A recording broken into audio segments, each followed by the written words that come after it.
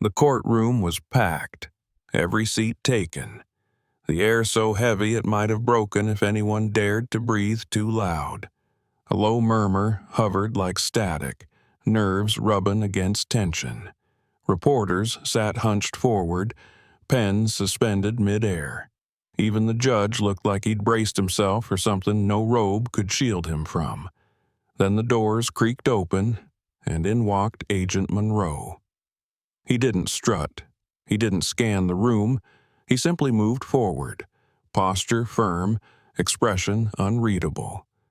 But the shift was immediate, as if the room itself leaned toward him instinctively. This wasn't a celebrity. He wasn't built for the spotlight. But the weight he carried didn't need lights. It was heavier than fame. He took the stand with the solemnity of a funeral director. The bailiff swore him in. The judge gave a single nod, and then the prosecutor stepped forward, voice low but deliberate. Agent Monroe, please tell the court what you discovered inside the hidden vault located at Mr. Diddy Combs' Beverly Hills estate. There was a pause.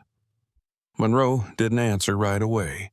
He looked straight ahead, not at the jury, not at Diddy Comb, just forward, as if staring into a room no one else could see. Then he spoke, and every syllable landed like a stone in glass. The vault was concealed behind a false wall in the lower level of the home. Access required both fingerprint and retinal scan. It wasn't marked in any floor plan. No one we interviewed among his household staff had knowledge of it. Its construction was deliberate, secretive, and expensive. A flicker ran across the room. Diddy Comb sat at the defense table, stone-faced, hands clasped tight, jaw set, unmoving. Once inside, Monroe continued, we found a sealed chamber containing an extensive archive of digital and physical material. I use the term archive loosely. This was more than storage. It was categorization, classification, intentional control. The prosecutor leaned in slightly. Control of what? Monroe didn't blink. People, their vulnerabilities, their secrets, their pressure points. He opened a file and began reading. There were over 60 terabytes of encrypted footage, video and audio, hidden camera angles, dozens of hard drives, each one labeled by subject and timestamp, some going back over 20 years. One juror shifted in their seat. Another lowered their notepad and stared blankly. These weren't home videos, Monroe continued. They were leverage files. A section labeled Assets included folders on celebrities, journalists, producers, athletes. In each, we found recordings, some with incriminating audio, others with compromising visuals. Many of these individuals were unaware they were being recorded. Others were caught during highly vulnerable moments, therapy sessions, private conversations, off-the-record meetings. How were these recordings obtained? The prosecutor asked. Surveillance equipment, Monroe replied. Installed across multiple properties, guest rooms, lounges, vehicles. The footage was processed and stored manually. There was no cloud access, no backup. It was as though the entire system was built to vanish with a single button if needed. Did you find any evidence of these materials being used? Yes, Monroe said. We found a handwritten ledger, a journal of sorts. Names were listed alongside phrases like compliant, push if cornered, and use Vegas clip if necessary. There were cross-references to business meetings, negotiations, and PR scandals. A faint gasp escaped from the gallery. One folder, Monroe said, was labeled Owned. Inside were files on individuals who appear to have been fully compromised. Some were celebrities. Some were lesser-known insiders. but each had something video, documents, payment trail that suggested total control. Was Mr. Diddy Combs' voice or writing present in these records? The prosecutor asked. Yes, Monroe confirmed. In both, he appears in several videos. In some, he is directing others. In others, he is narrating. There are audio clips where he refers to certain individuals by nickname, followed by instructions, keep him close, move her to owned, schedule a leak if he pulls out. The judge's fingers tapped gently on the bench, but he didn't interrupt. The air was already thin. Monroe flipped to another page. We found a separate compartment inside the vault, locked with a secondary biometric system. Inside was a fireproof safe. Inside, that hard copies, signed non-disclosure agreements, altered contracts, documents that had been forged but filed as originals. Some were connected to lawsuits that mysteriously disappeared. Others linked to major endorsements and deals that were suddenly dropped. And what does that suggest? Coercion, Monroe said, with strategic timing. There were notations linking file drops to career collapses. In several cases, we found drafts of news stories that mirrored what was published months later. Someone was ghostwriting narratives before they were news. The room was no longer listening with curiosity. It was absorbing like trauma. There was also a list, Monroe said, his tone lowering. A printed index, names followed by columns. Owned, owed, watch, and target. Target. Some had dollar signs, some had annotations like next phase or stabilize, don't agitate. We believe this was Diddy Combs' personal control map. The prosecutor held his breath. And this was all stored in that vault? Every page, Monroe said. Meticulously filed, cross-referenced, secured with biometric redundancy. It wasn't just a panic room, it was a command center. One juror whispered, "My God," without realizing it. Monroe didn't flinch. This wasn't about privacy. It wasn't even about self-preservation. It was about infrastructure, about power as a system. And the vault was the mainframe. And the prosecutor stepped back slightly. Do you believe Mr. Diddy Combs built this to protect himself? No, Monroe said. He built it to control everyone else. Silence fell again, thicker than before. Not the quiet of waiting, the quiet of realization. And this, Monroe said, was just the beginning. Edith Monroe remained in the witness stand, his shoulders squared, but his voice quieter now, as though the weight of what he was about to say needed its own kind of silence. The courtroom, still digesting the revelation of the vault, now leaned in again, unknowingly holding its breath. There was a folder, Monroe said, titled Insurance Level Red. The prosecutor blinked once, slowly, as if bracing himself. This folder, Monroe continued, contained files marked with our own federal designation tags, meaning these materials weren't just damaging. They were destabilizing, not just to individuals but to institutions. He opened a page gently, his fingers careful, like handling something that might still burn. The folder included dozens of subfiles, each organized by initials, timestamps, and code phrases.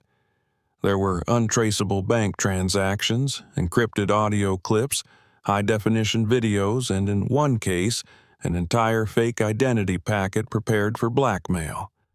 Some of the footage was captured in places where recording is not just unethical, but criminal.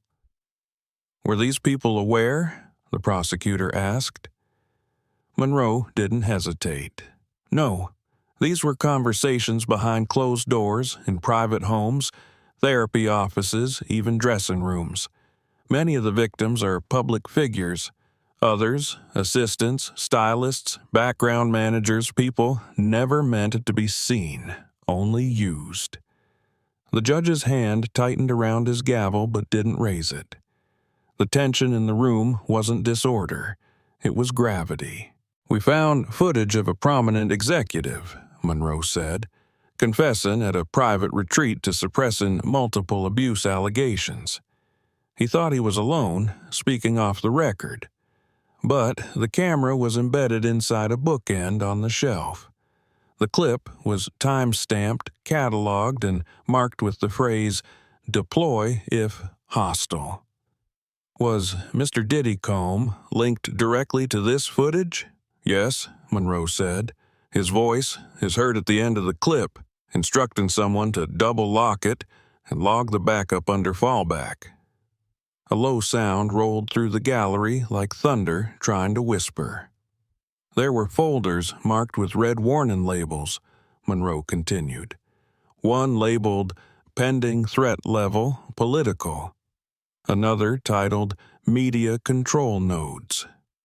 Inside were spreadsheets of journalists and publicists categorized by phrases like friendly, bribed, suspicious, or ghosted. Several included payment records, some connected to shell corporations tied back to Diddy Combs' business empire. The prosecutor's tone lowered. Was there evidence of direct manipulation? Monroe nodded. Emails, recorded calls, a voice note from Diddy Comb himself saying, "If he writes that story, I'll flip his mortgage." Another email. "She's due in 3 months, remind her what we have from Ibiza." The jury no longer looked confused. They looked haunted. "And the victims?" the prosecutor asked. "Some were silenced," Monroe said. "Some disappeared. Some, we suspect, are still being monitored." He tapped the folder again. "Inside this archive, we found surveillance blueprints for at least 8 private residences, none of which belonged to Diddy Comb. Hidden microphones, heat sensors, even one proposal for a drone-assisted audio sweep. It wasn't paranoia. It was orchestration." The judge let out a slow exhale, his hand still resting on the gavel like it might need to anchor him. Monroe wasn't finished. "We found a printed spreadsheet labeled Influence Web. At the center, Diddy Comb. From that center branched over 150 names. Each had subnotes: leverage assets, loyalty status, exposure threshold. This wasn't a fan list. It was a human asset map. Some of the people on it had already died, others were still active in government, media, and corporate boards." "How long has this system been running?" "At least 22 years, Monroe answered. "Based on timestamps, the earliest entry was from 2002, but the methodology became more sophisticated in 2010, after a series of events in which Diddy Combs' associates abruptly withdrew from public deals, citing health concerns or creative realignment." "Was there coordination?" "Yes," Monroe said. "We found meeting minutes from what appeared to be quarterly briefings, not financial, tactical. They outlined reputational threats, targets to neutralize, alliances to reinforce. One document had the title, Strategic Silence Calendar." "What does that mean?" the prosecutor asked. Monroe's eyes darkened.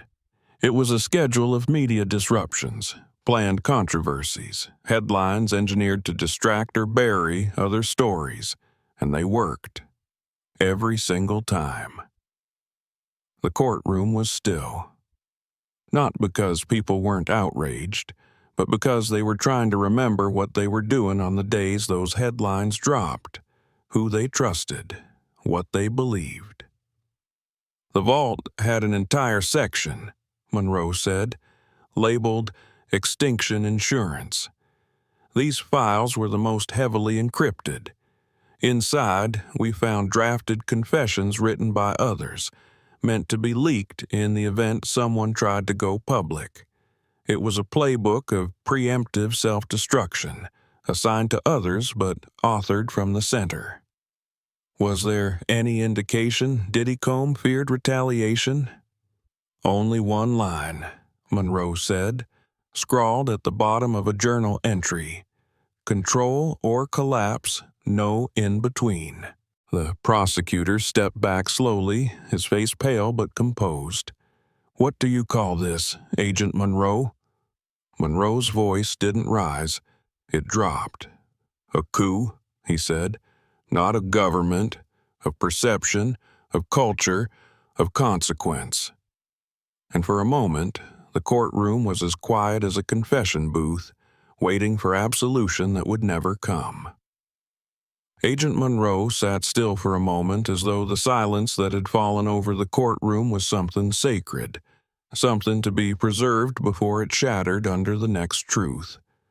When he finally spoke, his voice was more deliberate than before, almost reverent. There was one more space, he said, a sub-vault beneath the primary chamber. It did not appear in any blueprint. It wasn't behind a wall, it was beneath the floor. He paused to let that settle. The prosecutor stood frozen, caught between disbelief and grim curiosity. We only discovered it after noting a slight elevation discrepancy in the reinforced concrete flooring. The blueprints said flat. The room said otherwise. We used ground-penetrating radar. What we found was a reinforced staircase sealed by a steel hatch with no visible handle. It took us 4 hours to breach it. What we found inside, we later designated as Sub-Zero. He let the name echo. Some jurors visibly flinched. Sub-Zero, Monroe continued, was not a storage room. It was something else entirely. It was insulated from temperature, from signal, from even sound. As we descended, we noted a change in air pressure. It was designed not just to be hidden, but to disorient anyone who entered without preparation. There were no cameras, no wires, just walls of matte black composite and rows of recessed lighting. At first, it looked empty. Then we saw them. The courtroom didn't breathe. Mannequins, Monroe said, 12 of them, life-sized, dressed in identical outfits to those worn by individuals in the vault's leverage files. We cross-referenced these weren't random. These were people Diddy interacted with regularly. Some of them had been silenced. Others had been marked as unstable. Each mannequin was positioned as if mid-conversation. On the floor beside them, scripts. Actual scripts, dialogue trees, printed with emotional cues like laugh here, pretend to hesitate, or pivot if triggered. One of the jurors turned pale, visibly disturbed. This wasn't for rehearsal, Monroe said. It was for psychological preparation. It appeared that Diddy used this space to simulate conversations, negotiations, confrontations, betrayal scenarios. It was weaponized empathy, turned inside out. On one wall was a projector system. It played loops of real footage interviews, backstage encounters, studio arguments, all annotated in red with notes like weak spot, personal guilt trigger, or will fold under pressure. The prosecutor took a shallow breath. Are you saying he trained himself in manipulation? Yes, Monroe replied. Sub-Zero was a psychological conditioning room, built to master domination not by force, but by timing, precision, and knowledge of the target's inner wiring. Was there more? Yes, Monroe said. A large whiteboard with photos pinned under 3 columns. Threat, asset, burn. Some faces were scratched out, others circled in red. One date stood out, matched to the overdose of a pop star who'd left Diddy Combs' label 6 months prior. Under her picture, it read, "Too loud, fixed." The room gasped, and this time, the judge didn't strike his gavel. He just stared at the stand, hands clenched together as if praying without words. We also found a drawer marked with a steel tag. Protocol, collapse phase.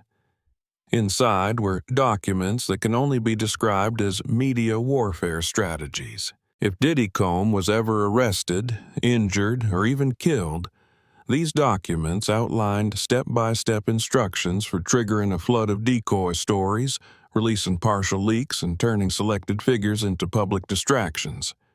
There were instructions for bribing editors, ghostwriting headlines, even manipulating trending algorithms. Was this the work of a team? The prosecutor asked, voice shaking slightly. It was drafted by Diddy Comb, Monroe said, but annotations suggest input from at least 3 former intelligence consultants. One margin note read, "Disinformation cascade equal 48 HR minimum deflection." Another, "If cornered, activate sympathy circuit. Child, illness, faith." This wasn't survival. It was counterattack dressed as vulnerability. Was there anything else? Yes, Monroe said, almost hesitating. A final compartment, hidden behind the projection wall, opened only via biometric scan. Inside was a long shelf of leather-bound books, each one labeled by quarter and year. But these weren't business records. They were psychological dossiers on real people, executives, artists, managers, full psychological profiles, known traumas, therapy notes, prescriptions, panic triggers. Some of these could only have been accessed through illegal data breaches. We're talking HIPAA violations, medical transcripts, even private voicemails. A juror covered their mouth. One of the reporters stopped taking notes and simply sat with their head bowed. "And then we found the final object," Monroe said, reaching into the file. A handwritten notebook, red ink, dozens of entries, not diary style, mantras, repetitions, plans, but one sentence appeared 63 times. "If I control what they fear, I control who they are." The words hit like a dull explosion. Not dramatic, but irreversible. "Sub-Zero wasn't a panic room," Monroe said, voice soft now. "It wasn't a laboratory. It wasn't a retreat. It was a doctrine. A cathedral for a man who worshipped control above all else. And in that silence, he trained to become something no one could resist, because he'd already rehearsed their every weakness before they spoke." The judge finally leaned back, visibly shaken. Diddy Comb sat at the table, face unreadable, but his silence no longer looked like confidence. It looked like collapse. The prosecutor turned toward the jury, their faces gray with disbelief. "Agent Monroe," he said, "is this the final level of the vault?" Monroe shook his head slowly. "No," he said. "There's one more file, one last recording, and it doesn't simulate power, it reveals it." "What's it called?" The courtroom leaned in, bracing. "Icarus," Monroe said, "and it's not about who he controlled. It's about who he really was." And with that, the stage was set. Not for another confession, but for the fall of a king who believed he'd never hit the ground. Agent Monroe returned to the stand for the final time. The courtroom no longer looked like a space for testimony. It resembled a crater after impact quiet, smoldering with the weight of all that had been unearthed. The jury sat with their shoulders stiff and eyes hollowed from too much truth. The gallery, once buzzing with whispers and gasps, now resembled mourners at a silent vigil. And Diddy once the center of every spotlight in every room, sat like a relic covered in dust, motionless, untouched but undeniably ruined. Monroe placed one last folder on the table before him. "This is the file labeled Icarus," he said. "It was found in the deepest part of the primary vault, encrypted behind multiple firewalls stored on a separate, unlabeled drive. Inside, we found one file, a video." The prosecutor nodded once, the motion slow, deliberate. "Describe it." "The video is 27 minutes and 44 seconds long," Monroe said. "There are no cuts, no filters, no edits. One camera angle, stationary. The setting appears to be a private recording booth built into one of Diddy properties. He is alone. No crew, no security, no lawyers." "What happens in the video?" Monroe didn't look at his notes. He remembered every frame. "It begins with pacing. He's agitated. He mumbles to himself. He throws something, maybe a phone. Then he calms, sits, faces the camera, stares." The judge tilted forward. "And then?" "And then he talks," Monroe said. "He says, 'You think I didn't plan for this? You think I don't know how this ends? They all think they're stars, but I'm the sky. I gave them their light.'" The courtroom didn't breathe. "He names names," Monroe continued. "Dozens. People in this very room, people on magazine covers. He speaks of them like inventory. He says, 'I let them win when it benefited me. I let them cry when it served a deal. I don't destroy people. I let them destroy themselves, then I archive the footage.'" The prosecutor's lips barely parted. "He admits to this?" "Yes," Monroe said. "He admits to the vault, the recordings, the leverage, the manipulation. He says, and I quote, 'Every camera, every mic, every favor was insurance, not against the world, against them, because loyalty is a myth, and silence is currency.'" "Did he express remorse?" "No," Monroe replied. "He smiles. He says, 'They all think I'm bluffing, but they've never seen the real me, the one who knows where the bones are buried because I arranged the funerals.'" A wave of unease pulsed across the gallery, and the final moments. He leans in, stares at the lens, and says, "Even if this gets out, they'll call it a meltdown, a performance. That's the genius of it. I built the vault so no one would believe what's inside, and even if they did, they wouldn't dare say it out loud. Icarus flew too high. I built the sky." The room didn't react. It couldn't. This wasn't spectacle anymore. This was burial. Monroe's voice tightened slightly. He believed no one would open it, that no one would ever hear him say those words, that power had made him untouchable, unburnable, but he recorded it anyway, because a part of him didn't want to be misunderstood. He wanted to be myth. The prosecutor stepped closer. "Is the video authentic?" "Yes," Monroe said. "Verified, forensically matched, time-stamped, digitally unaltered. That is his voice, his confession, his collapse." The judge's voice came slow, thick.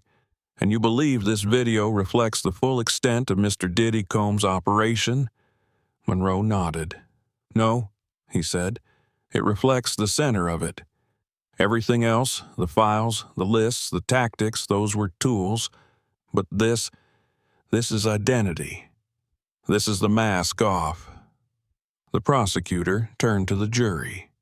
"You've heard the evidence, you've seen the systems. Now you know the architect." He looked at Diddy And he showed you himself, in his own voice, in his own vault. Diddy remained frozen. Not dignified, just broken. The defense team offered no rebuttal. There was no room left for spin. The damage wasn't reputational. It was structural. His image didn't just crack, it was reduced to rubble. The judge exhaled deeply. This court has heard testimony of an operation so extensive, so precise, so rooted in manipulation and fear that it defies precedent. But it does not defy justice. He turned slowly toward the defendant. Mr. Diddy you are not here because of who you are. You are here because of what you built. And now, the vault you hid from the world has become the very key to your undoing. The gavel didn't slam. It clicked like the final line in a forgotten script. Diddy didn't move. He had nothing left to defend. No words, no edits, just the echo of his own voice circling the room like smoke from a long extinguished fire. The agents moved to escort him. The courtroom didn't cheer. There was no celebration, only the silence of finality. Outside, the world waited. Not to see a man fall, but to see if truth, once exposed, could breathe on its own. Inside, the jury sat still, the judge removed his glasses, and Agent Monroe closed his final folder. The vault was open. The empire was gone. And Icarus had finally met the ground.